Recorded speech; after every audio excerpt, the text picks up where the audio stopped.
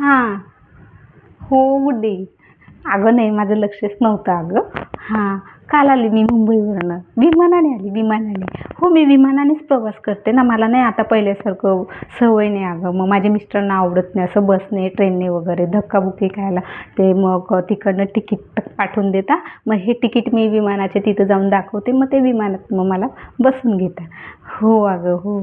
मुंबईला का आम्ही? हां, मुंबईला आम्ही ते सैफ अली खान आहे ना, त्यांची बिल्डिंगमध्येच राहतो. म्हणजे ते वरती राहतात ना, आम्ही खाली राहतो. हो ना अगं, बघ ना.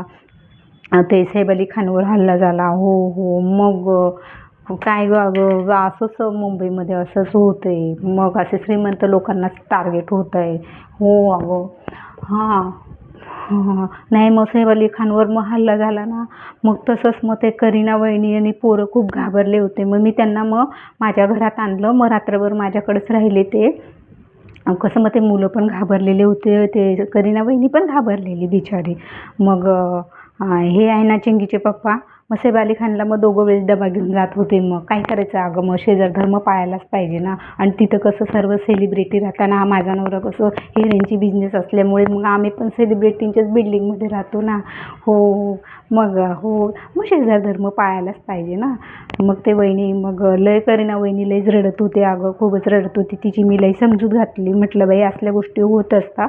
आपण श्रीमंत लोक आहोत म्हणून आपण ना सिक्युरिटी नाही, मग आमची पण सिक्युरिटी आहे. हां, हां, हां, आमची पण सिक्युरिटी आहे. आम्ही पण ना म्हणजे मी मुलांना शाळेत घेऊन जाते ना, तर 4 सिक्युरिटी ना माझ्याबरोबर येतात ते. मी काय घेऊन जाते असं? अहो तो म्हणजे माझ्याशिवाय जातच नाही ना. चिंगी पण नाही जात माझ्याशिवाय शाळेत. मग ते गाड लोकं तर घेऊन जातील, पण पोरांना मी पाहिजे असते म्हणून मग मी जाते सोडायला. असं असं आहे गं. बरं. ये मग मुंबईला आल्यावर मग. ॲड्रेस वाट बघ देते. देते, देते. हो, हो, हो. चालेल. ठीक आहे, ठीक आहे. Bye. No, no, no, no. आली मुंबईला यायला. तुला मुंबईला यायला भाडं आहे का?